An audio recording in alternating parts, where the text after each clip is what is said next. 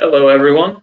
Welcome to our MIP Lunch and Learn. We appreciate you taking your time out of your day here and potentially your lunch hour to join us. This is Luke Lothamer. I'll be presenting today, and we will be discussing how to correct common mistakes in MIP. If you have any connection issues, if you can't see my screen, please call Leah Peters. Her number is there on the slide, and she'll help you get connected. If you would like to receive CPE credit, you may email Leah Peters at her email address there on the slide.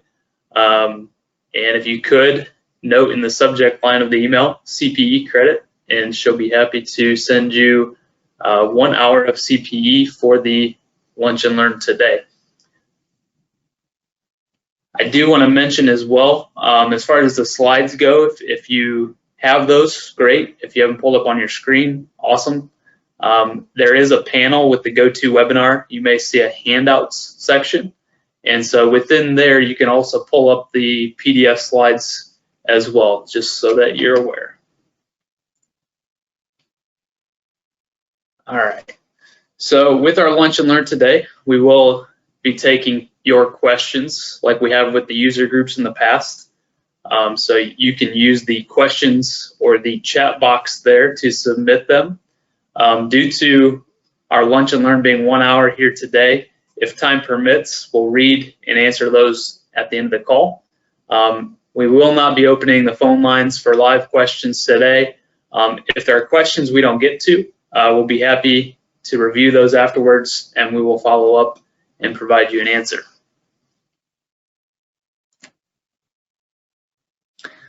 On today's agenda, we'll start out with introductions, and then we'll get into our various topics related to common mistakes. So nobody wants to make mistakes willingly, but what I hope to achieve here today is if any of these mistakes occur, we'll give you the knowledge to be able to resolve them.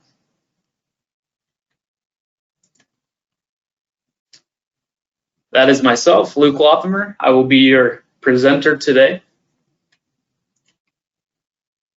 On the screen here is our team. Myself, Adam Westgertis, John Haney. Many of you may be familiar with all three of us. For those of you who are new, all three of us are CPAs, and we work mostly with nonprofits and the MIP software in general. So if you have any questions, feel free to reach out to us either by email or our telephone number there at the bottom.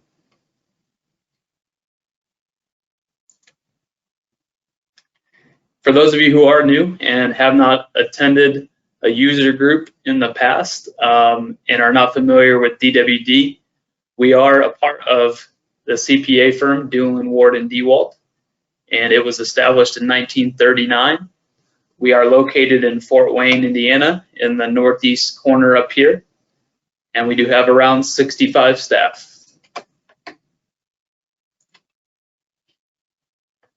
On the technology side here, we are made up of both software consultants and network engineers. I'll point out here at the bottom, we are a part of Bob Scott's Top 100 Bars. That is a list of the top software resellers.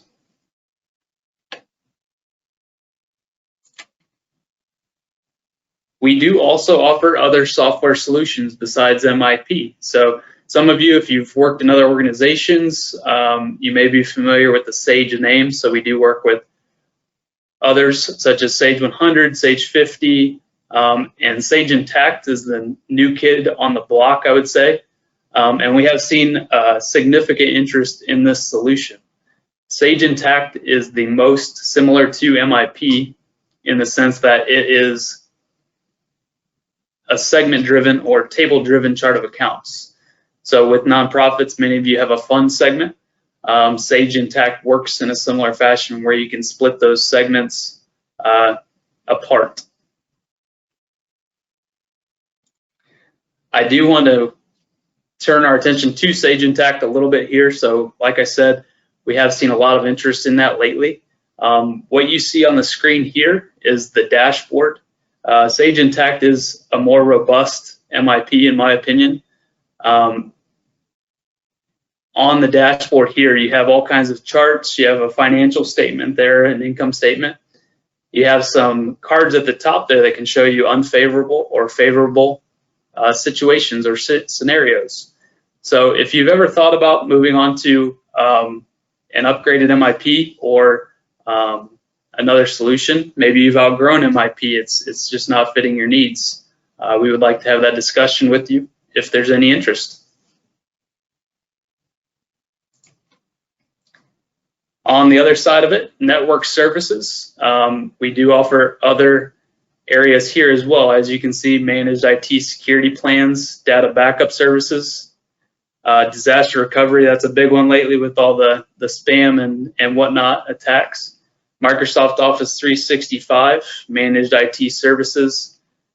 If you're interested in any of these, we can be your one-stop shop. We do offer this in addition to our software solutions. All right, so next we're going to get into the meat of our presentation today. We're going to start out with voiding an accounts payable voucher in MIP. And I'm going to minimize the PowerPoint here. You all can follow along. If you have the slides there, you can also pull them up. So let me minimize this here. And here we are in MIP. Many of you are familiar with this screen. So we're looking at voiding an accounts payable check or voucher, and I'm going to turn our attention to the gray section down below here in related tasks. So if, let's say, you have some scenarios. So maybe a payment gets lost in the mail, your printer eats a check, and you need to void it and then reprint that check. This area down below is where you will want to go, void checks and payments. And so we're going to start out by creating a session. This step here will be handled the same way, no matter the scenario, if you need to void the check. So I will click the plus key on my keyboard. That's going to auto-generate a session ID automatically. That ensures that it is unique. All right, when I hit the tab key, it opens up these other fields. So you can type in a description, your session date here. I usually leave that as the current day's date. This next field down below is an important one to keep an eye on. So if you're not familiar with this, the effective date, depending on when the check was cut, you may want to use the original effective date if it occurred in the same month, or if it occurred in a prior month, or maybe it's an outstanding check that needs to be, maybe it's a stale check that needs to be voided and reissued. You'll want to use the new effective date so that your financials in that prior period are unaffected. So if this happened in a prior month or prior year, I would go ahead and just enter the day that you're looking to void it. If the check was originally issued in the same month, you very well could use this original effective date checkbox. I'm going to go ahead and say start here at the bottom. And when this pulls up, you're going to see potentially a long listing of outstanding uncleared checks. So the top portion I'll start with is your filter. So if you have a specific check you're looking for to void, you can add this document filter from left to right here by clicking the arrow. And then you can type in the actual check number that you want to see. So if I type in this, and automatically it's not going to update the listing, but if you select this icon with the magnifying glass, it's then going to update the listing based on the filter criteria above. All right. If for some reason, let me take this document filter off here and refresh. If for some reason you don't see the check that you're looking for, you may have a date filter at the top automatically turned on. So you'll see that mine was being filtered on anything greater than November 1st, 2021. If I was looking for a check that was older than that, I would need to take that off or update the filter and then search again. You can see many different options here. If you wanted to filter on a specific cash account, specific check number, specific vendor, date, if you had an EFT or even a session, you have all those options to kind of limit the records shown below here. So I'm going to double click on my date column here. That's going to sort them in a specific way. I'm bringing the most recent up to the top there by doing this. And so I'm going to void this check right here. So processed on May 13th, and we're going to go ahead and select that. And in this scenario, I'm saying that this check needs to be reissued. So I'm voiding it for reasons such as the vendor never received the check got jammed in the printer or damaged along the way, and I just need to reissue another one. So all you need to do is check this box here, say OK down below. It's going to run through this progress bar, and you'll say finish at the end of it. One important step to remember if you need to reissue the check, you'll need to post your session before it becomes available to be selected for payment again. All right, so if you go out here to select invoices to pay,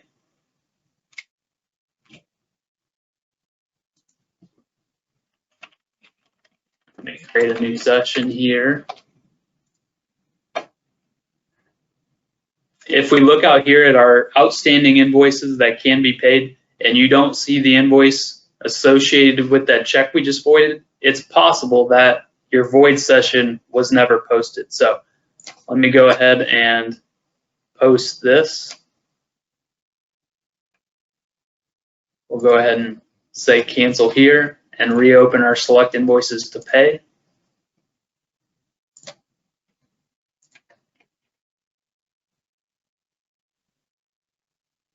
Okay.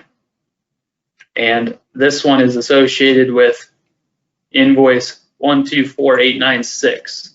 So that one there just reappeared when I posted our void session. It can now be selected for payment again so that you can reissue that check.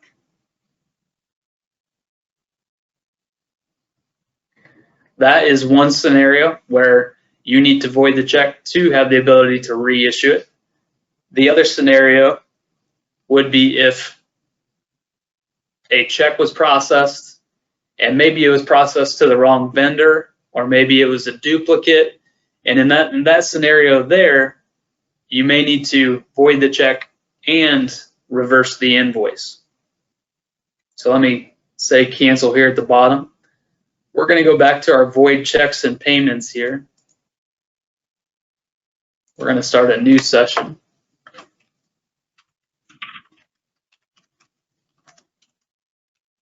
We're going to call this void and reverse.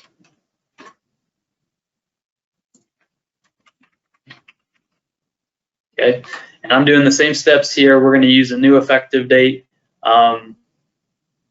instead of the original. We're going to say start.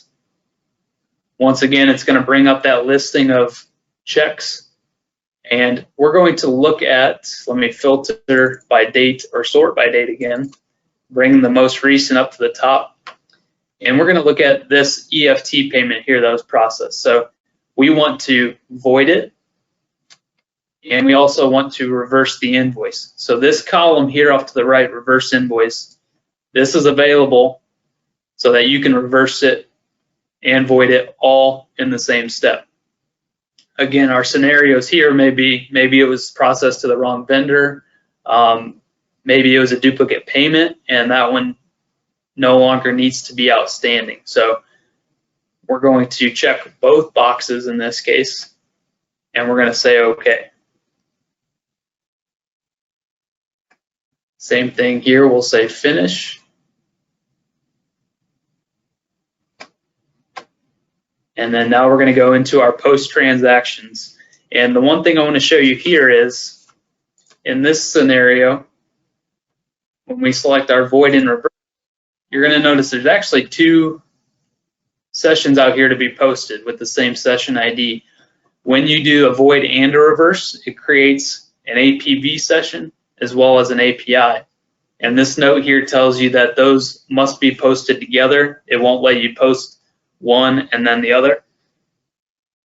So when I say OK here, it's going to check both boxes, and then we'll say post.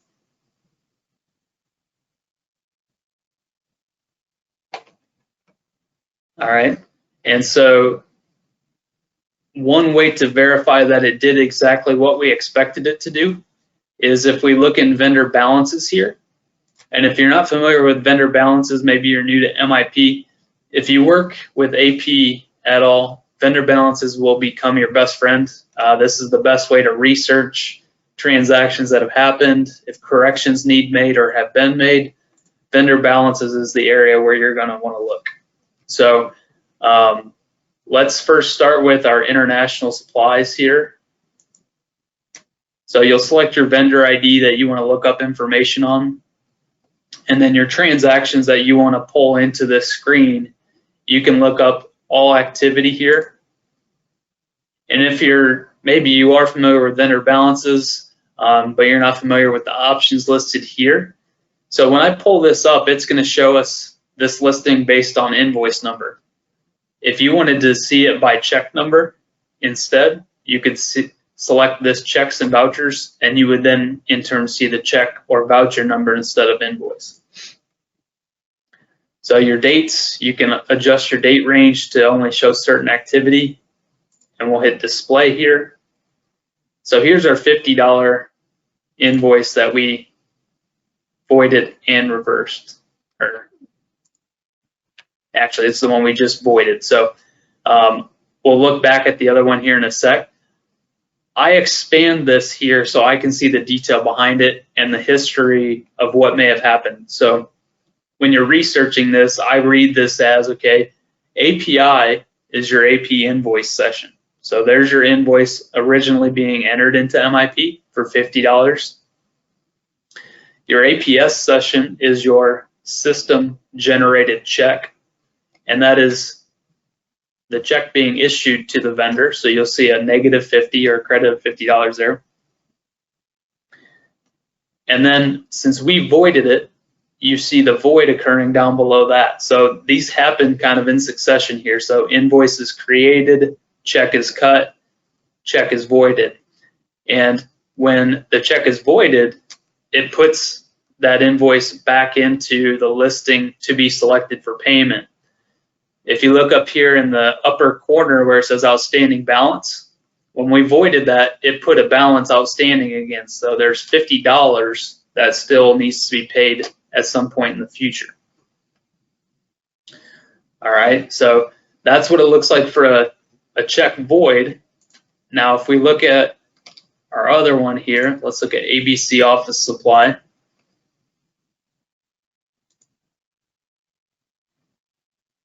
And so here, for this one, this is the one where we said that it might have been a duplicate or the wrong vendor. In this case, we see the API session, which is your AP invoice originally going into MIP. We see the check being cut for $545 with your APS row. We see the check void occurring here in the third row. That's putting it back into select invoices to pay. And then when we selected that other box to also say reverse the invoice, it also triggered this reversal to occur. So another API line with a negative balance. So now we're sitting at a $0 outstanding balance. There's nothing left owed to this vendor. And that's what we would expect in this specific scenario here. Vendor balances, if you're brand new, again, you can drill down even further on these line items. And you can see the accounting behind them. So, okay, where was this entry coded? You can see exactly that. You can also double click on these rows. So the original invoice, maybe you wanted to review attachments potentially. It looks like it's disabled here on my training database, but this paperclip would be available if we had attachments enabled. And you could look at all of this information within what the original entry looked like.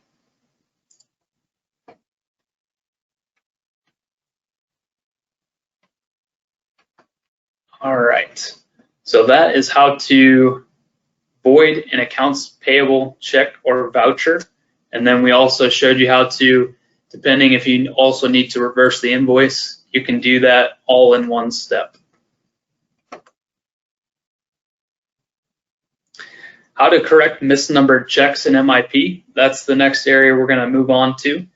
So in your slides, we first reference payroll. So if you are an MIP user who utilizes the payroll module, you can void payroll checks, and that's going to be located underneath activities here, payroll and void checks.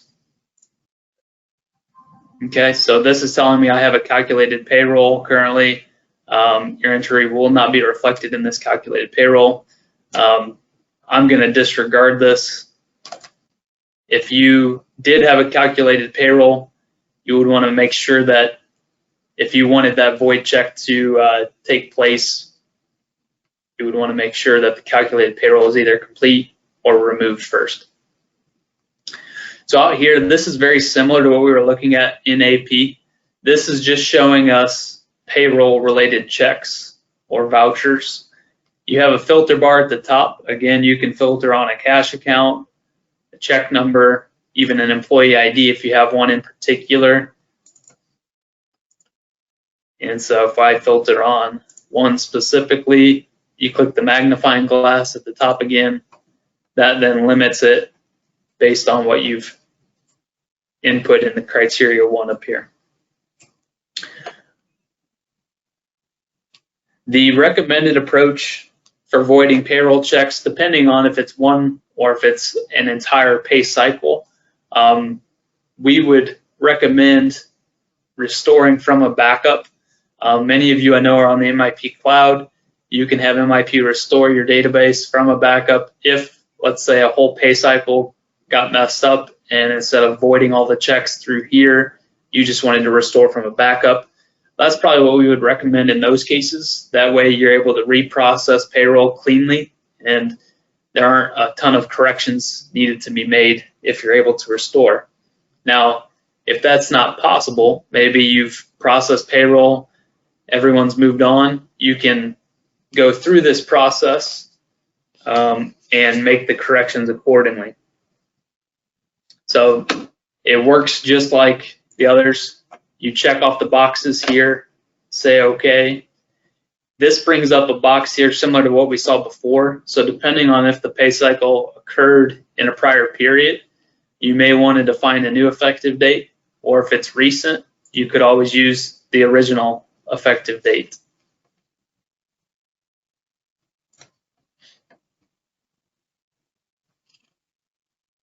Okay.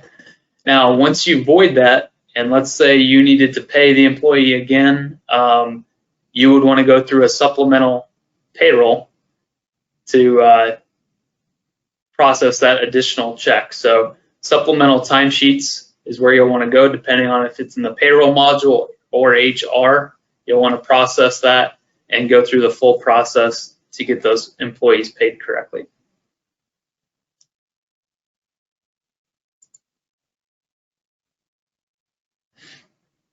Okay, so again, misnumbered checks is our topic here. AP, if you have misnumbered checks in a specific session, there's really two ways to go about this. So the question is, has your check session been posted, or is it still unposted? If you notice that your checks are misnumbered and you need to correct them, I would first look at post transactions here. And I do have a session still outstanding here. It is an APS session, so I know that this AP check session is outstanding. And if that's the case for you, you can always go into edit unposted checks here. Mine was APS 0005. And if you're unfamiliar with this area here, when I pull this up, it's going to show me this AP check that I printed previously. Here you could update potentially anything accounting related, your description at the top. Your check number here cannot be modified. however. So what I would recommend if this is misnumbered, I would say delete at the bottom, and everyone, it's kind of unnerving to click delete because you're going to happen, but I'm going to show you exactly what this will do. So if we keep in mind, this was for Wendell Property Management, and the original check number was 1238. So delete. This message here says, okay, when I delete it, do I want to also spoil this check number? And we'll circle back to spoiling a check here real quick, but I'm going to say no in our case.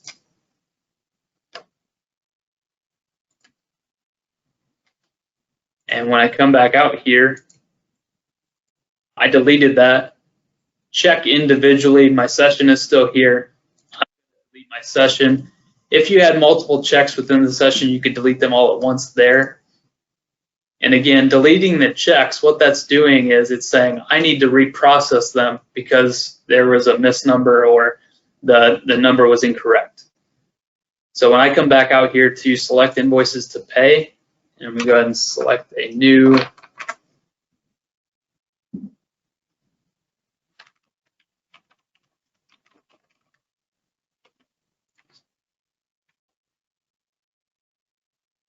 all right, Wendell Property Management there. It is now in the listing here. So when we deleted that unposted session, that check that was printed off with the wrong number, you would want to write void on it or tear it up, shred it, whatever you need to do. When we delete it, it then puts the invoice back out here to be selected for payment. So you could select the right one here, say OK.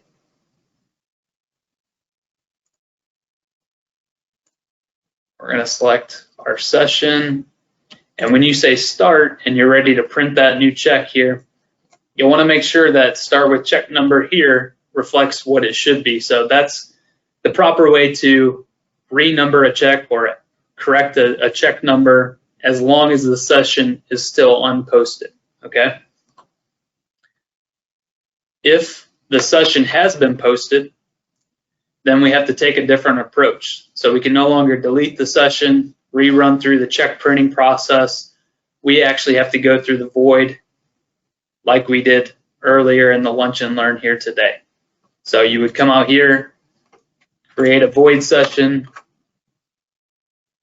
decide if it needs to be a new effective date or to use the original.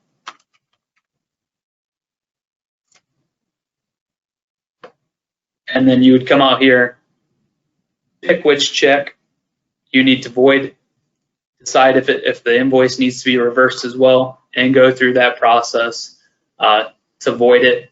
Then you would go back, and if it needs to be reissued, the only issue is the numbering on the check. You would just check off this box, run back through select invoices to pay, enter the new check number. So that's kind of the difference between whether it's unposted or posted if you're looking to correct the numbering on a check.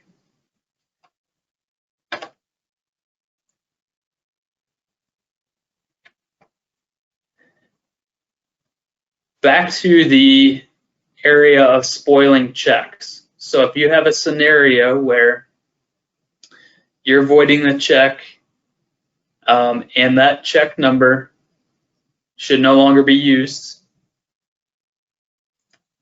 you would come out here, select your cash account, and specify, okay, voided check as our description. You can have a single check or a range of checks. And spoiled check, it means that number will never be used again. So if I said check number 1237 was voided and it will never be used, we'll say save here. And then if you tried to reuse that at any point in time, it would say, sorry, that's a spoiled check. You cannot use that number. If at any given time you spoil a check and then let's say it was spoiled in error and you actually need to unspoil it, you can come out here to find And this is going to list out any of the checks that you have spoiled in the past. You can then delete these out. Now, here it's going to probably give me an error message saying I have it open. So what you'll need to do here in this case is come out here. Let's go back into spoiled checks. Say find. Hit the red X to delete. Now that check number 1237 can be used in the future if needed.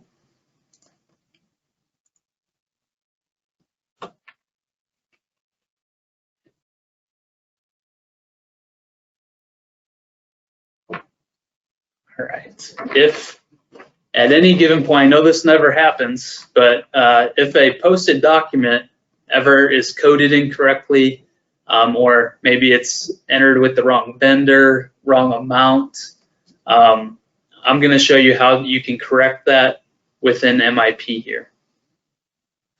I always start with vendor balances when researching. Okay, somebody says we have an invoice that was coded to the wrong department, program, grant. How can I fix it? All right. Vendor balances is the location I always go.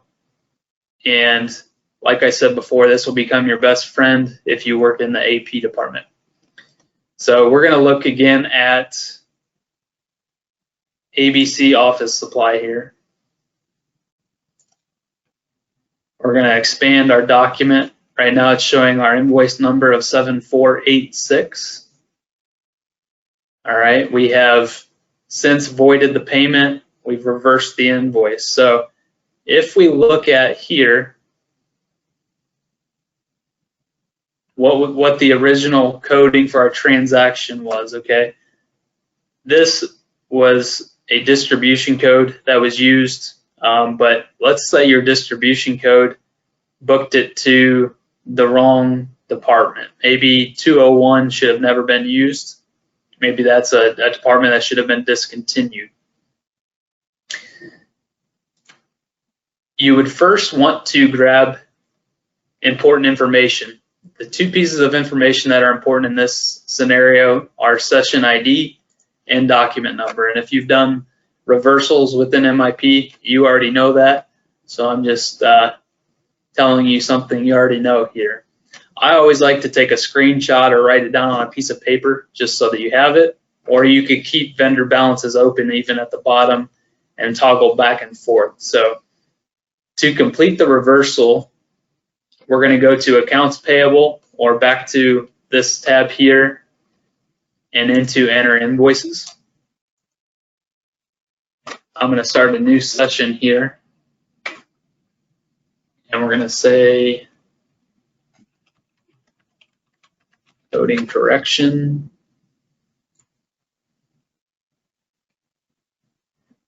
And so your first instinct might be to enter an invoice number here, but you actually, in our case, want to go up here to this icon, the first on the left, and this is going to be your copy posted document. In our case, we've already performed the reversal piece of it, so it's not like we need to remove the initial or original coding. We've already done that. So we're at this point looking to correct or update the coding. So we're going to go into copy posted document here. All right, and this is why it's important to grab those pieces of information either from vendor balances or from a report.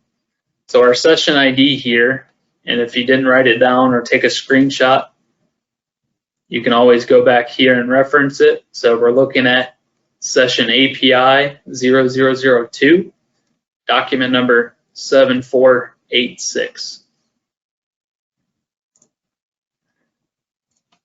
All right, we're going to click that. We're going to type in, and you can type it in, or you can click the drop down and select. Like mine here, you might have many sessions and it's difficult to find it within the drop down.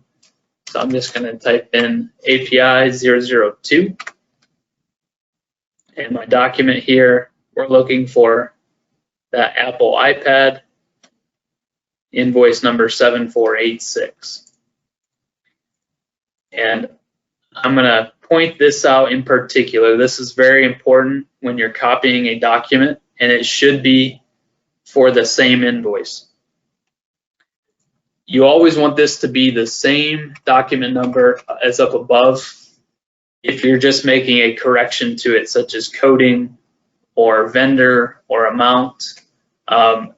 This ensures that any corrections, reversals, whatever, get tagged to that same document number. So I'll tell you what I mean by that in a sec. Just make sure that this number always matches what's up above.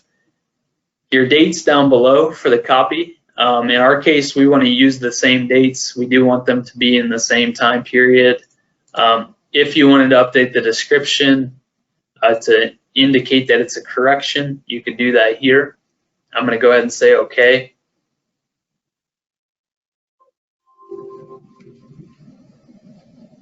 All right, this message here is important. You do want to see this. This is telling you that it's appending an existing invoice. It's updating the existing invoice. If you don't see that message, that means you might not have matched up the document number exactly, and it's not updating. It's creating a new invoice instead. All right, at this point, we can then make any changes to the document that we need to. So in our case, we said that Department 201 should have been discontinued. So we're going to update to 101. And you might see we have many 201s down below here. We may have mentioned hotkeys in past user groups, but hotkeys are basically shortcuts. So let's say this department here needs to go into each one of these with 201 down below it. F5 will copy the cell exactly above. So when I say F5, it's going to copy to 101, and then I jump down, F5, 101, and so on. So that is a little bit of a shortcut, kind of speeds up the process if it's the exact same as what's above. F5 is the shortcut for that. F6 would copy the entire row up above. All right, so we've made our adjustments here. The invoice is ready to be saved. We will say close here. We have updated that.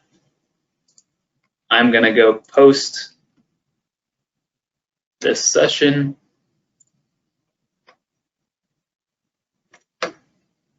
And if I refresh here and expand again, now we're going to see an additional row. So again, we're complicating this, but we're on our way to correcting it entirely. So we've initiated the invoice from the beginning. We paid it, we voided it, we reversed the invoice, and then we corrected the invoice down below here. So now we've re-entered the invoice correctly.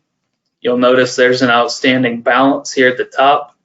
Now you can go ahead and pay that invoice again, just like you normally would with the check cutting process.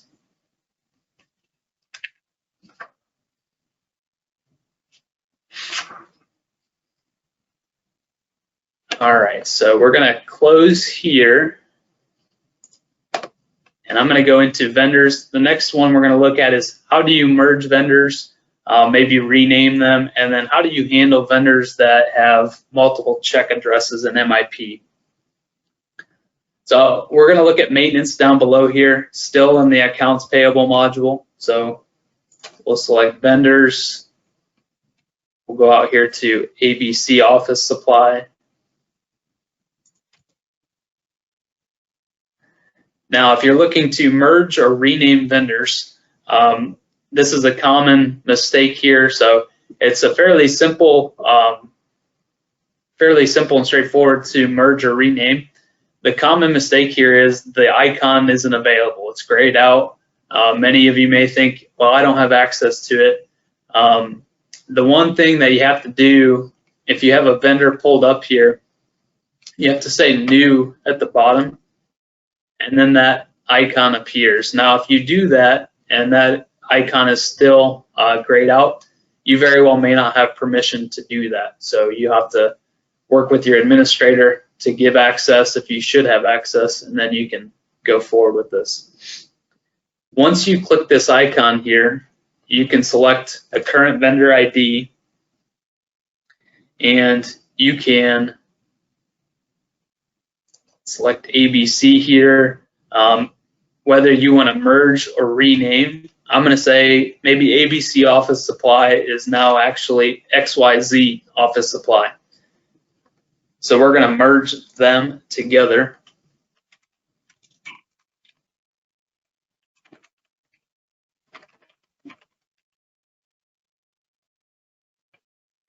And you have to have a comment there, reason why you're merging them.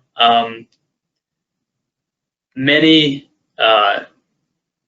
MIP users are worried, okay, well, what happens to the history for ABC when I do this? Is it still intact? And the short answer is yes. So when you merge them, everything that's been processed to ABC Office Supply to date remains intact. There's a full audit trail. You don't have to worry about that whatsoever. Everything going forward, however, will be tagged to XYZ, and then that will take the place of ABC going forward. So we're going to say OK here. And this lets you know, okay, the merge process will merge all records and delete the ABC vendor ID. It does delete the vendor ID, doesn't delete the history behind it. All right, so now when we look in the drop down here, your vendor ID, ABC is no longer there. XYZ is now the lone remaining vendor between those two. So if you're worried about, okay, is the historical aspect still intact, you can always run an AP detailed ledger to show it. So that report can be found underneath the reports here, accounts payable, detail, AP ledger.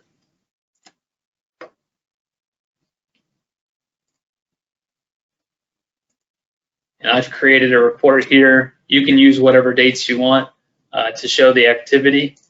My columns, the ones that I've added here, vendor ID, payee, you'll want to be sure to add the payee field or column because the payee is going to be ABC in all of those historical transactions. So when I run this report here, we're going to see that the vendor ID, and let me actually filter on. I'm going to filter on XYZ here.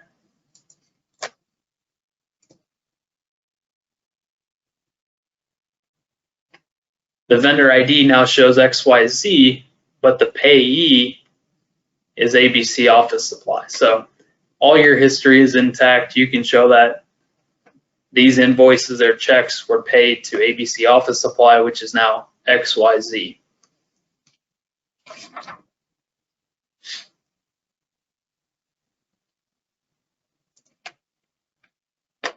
All right, we're going to go ahead and close this report here and come back to our vendor ID. And let's pull up XYZ here. So we're going to look at, okay, if you have vendors, you might have vendors such as your health insurance companies, utility companies. Maybe they have multiple locations where checks may be going. And that's just a simple example. You may have other vendors with all kinds of addresses that need to be used. So when we look at your vendor record for XYZ here, the addresses tab, XYZ actually doesn't have an address there because we just merged it. Let's look at our check address. So right now it's just showing Maine, and let me pull up a better example here. So International Supplies, they do have their Maine address here. If we select check address, we have multiple locations. So Maine is always going to reference the address that you see on the tab itself, but then you can add additional addresses. They just have to have a unique code. So in my case, that maybe they have an east location located in Boston, Massachusetts, or they have a north location in Detroit, Michigan. So this allows you to have addresses that can be selected when paying invoices. And so when you have these multiple addresses, you might be asking, okay, well, where do I see this? Once you've added this to the vendor record itself, and you go to enter your invoices. Let's go ahead and create a new one here. And we're going to just create an AP invoice.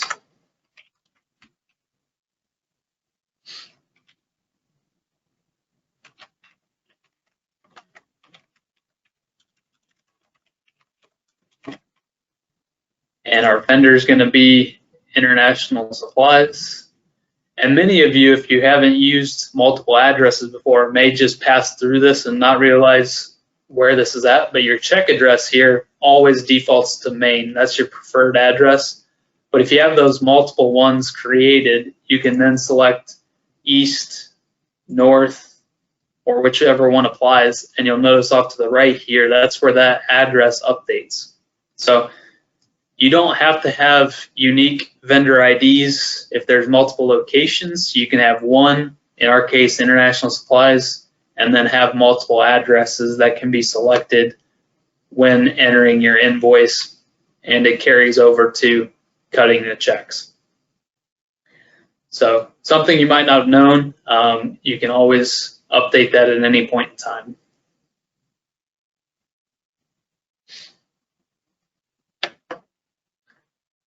Our final topic of the Lunch and Learn here today is how to delete old vendors in MIP. So for those of you who have been or maybe on MIP and have been for quite some time, you probably have a long list of vendors. Many of them may or may not be used. So I have 12 out here, but you could have 1,200. 12,000 would be a lot. But the reason I'm saying this is you may ask the question, can you delete old vendors that I'm no longer going to use?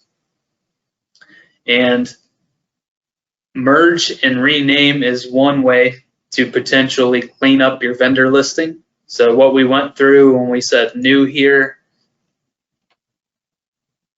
and we click this icon, and as you go along, as vendors come and go, maybe they become other vendors. That's where this ability to merge and or rename comes in handy. So that's one way to keep your vendor listing clean, is just do this instead of just adding on top of your existing vendors. If a vendor has had history or transactions posted to it, you cannot just delete your vendor because there's an audit trail, and that is impossible to delete the vendor entirely. One thing you could do, you could say, okay, I'm never going to use this city constructors vendor here. You could change the status from active to discontinued. And if you're not familiar with the statuses out here, discontinued means it's not going to show in the drop down when your AP person is out there selecting it for invoices. So if I mark it as discontinued, city will no longer show in that drop down. If I mark it as inactive, it will still appear. If somebody selects city as a vendor for an invoice, it will say, hey, that vendor is inactive. Are you sure you want to do this? And it will allow them to continue on if need be. So that's kind of the difference between inactive and discontinued. Inactive can still be used. Discontinued no longer appears at all.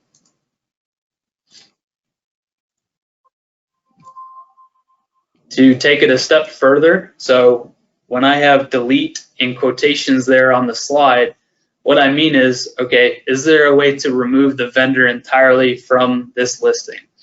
And there is kind of a shortcut or workaround here. So this discontinued vendor that I created can be used to house all of your deleted or vendors that you will no longer use. So when you go out to merge, you could say, okay, city constructors, I'm no longer going to use them whatsoever. I don't want them to even appear in this drop down, let alone the invoice drop down.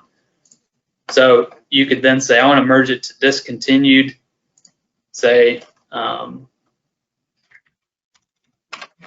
vendor longer needed. maybe that vendor went out of business and you will never use them again. Whatever that may be, you'll add that to the comments. And then when we say okay, that vendor's city constructor is going to be lumped into discontinued. So when you run your AP detail ledger, you can see that any historical entries were paid to city constructors, but it is now lumped in with all of your other discontinued vendors. So that's one way to delete, quote unquote, your vendors in MIP. So if you're all about keeping your vendor listing clean, those are some options as far as keeping this listing from growing out of control. All right, and that kind of wraps up our topics here today. I'm going to pull up our PowerPoint slides again, and we'll scroll down to our final ones. All right, so again, if you want CPE credit for our session here, our Lunch and Learn today, please email Leah, and her email address is there on the screen. Please note in the subject line that it is for CPE credit, and she'll get that sent over for you. Again, if there are questions afterwards, feel free to email any one of us, Adam, John, or myself, or call us toll free or via our local number, and we'll be happy to answer those questions. I might minimize the PowerPoint slide. I know we're coming down to 10 minutes to go here in the hour. And let me minimize. We'll come back to MIP. Sherry, did we happen to have any questions we might want to answer on the call here? Yes, we have a number of questions here. So, toward the beginning of your presentation, we had the question about, other than reversing an invoice, is there any way to change an invoice after it has been issued? For example, you enter the incorrect GL number. You answered the question as you were doing your presentation, but then she asked, can he confirm if that is in the web version or desktop version or both? So the answer to that is kind of both. So if you have GL coding that needs corrected, you could perform the reversal and the correction either in the what I call the classic here, what we're looking at, or in the modern. So if you're on the MIP cloud, you might have either one of those, which I think might have been referred to as the web or the desktop. Okay. Okay. So then the next question is, when we print checks, they print twice. Is there a setting we can fix? If they print twice, so the checks print twice, I might have a follow-up question there. They may print twice if you have overflow of invoices. So sometimes it might print off 2 checks if you have a large number of invoices being paid on 1 check. Yeah, I might need some more information on that one. Okay.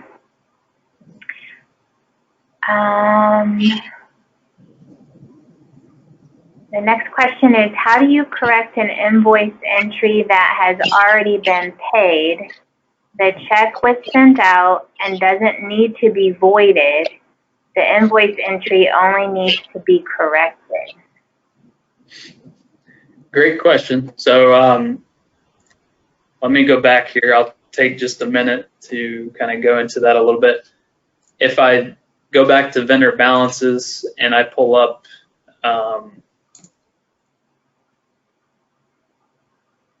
let's just do this office supplies or my copy paper example. So let's disregard the void, the APV I have here.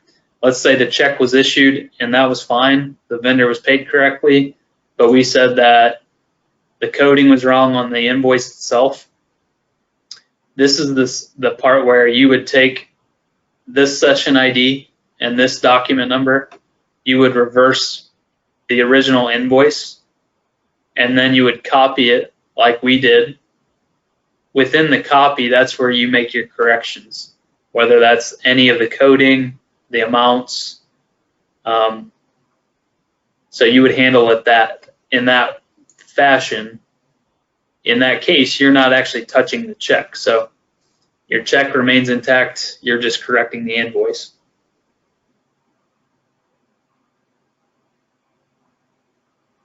Okay. We have multiple people asking about if this is being recorded. Yes, the session is being recorded, and either later today or tomorrow, everyone will get an email that has a link to the recording. We have 2 questions related to merging vendors. One says, what if I can select the yellow arrow to merge, but then the merge rename box that comes up is grayed out and won't let me select anything? That is a great question. So let me show you that example here if I can replicate it. So let's do. So sometimes if that happens to you, where you can access it, it usually means somebody is working on an invoice potentially. So let's just say we're going to enter that. And we're going to go back to our maintain vendors. We're going to say new. And then here's probably what that individual is seeing. So it's grayed out. You have permission to do that. It usually means somebody's working on something AP related that requires a vendor, and it doesn't allow you to make this type of change until that's complete.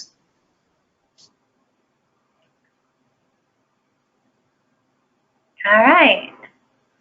Then another person asks, what happens to the 1099 record for the merged vendor?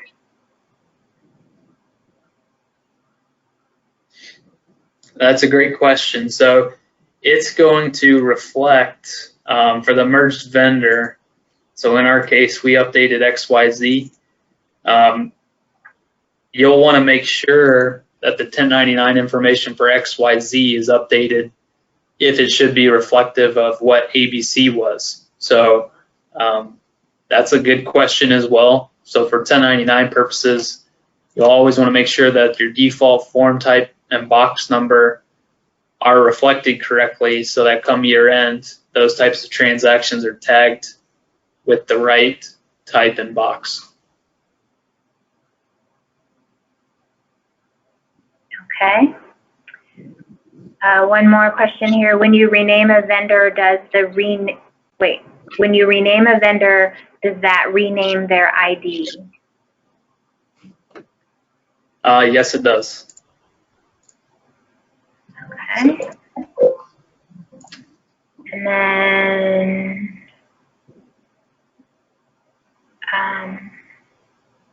we use MICROI, and the inactive vendors do not show when invoices are being made.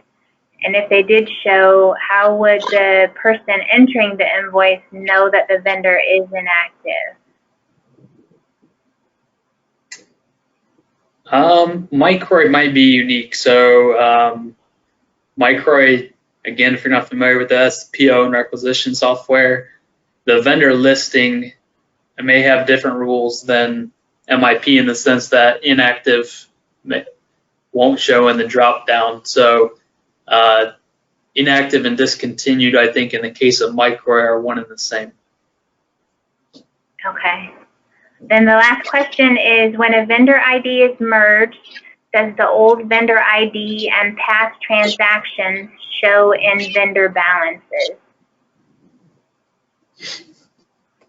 So let's take a peek at that. All right, so if we pull up my XYZ example here.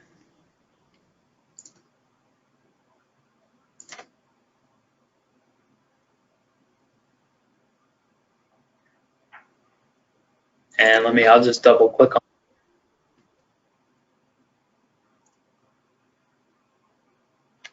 So if you look here, when I double click on it, the payee shows as ABC Office Supply now, and then the vendor ID is XYZ. So to answer the question, it does pull in everything to vendor balances using the new or merged vendor ID. All right. And then finally, we've got one person asking if there will be a lunch and learn for accounts receivable. We actually, at the end of this webinar, there's a survey that's going to pop up. And in that survey, it's going to ask you, what things would you like to have covered in future webinars? That's a perfect opportunity for you to vote, you know, put your idea in. And if we get, you know, lots of votes in one particular area, that will probably be where we focus next time. And that's all the questions, Luke. Wonderful. Again, we're 1 minute over here. We want to be respectful of your time. We really appreciate all of you attending. I think we had a record high attendees. And like Sherry said, if you wouldn't mind taking a few minutes to take the survey at the end, we really appreciate your feedback and hope to hear from you in the future. All right. Thank you all. Thanks, everyone.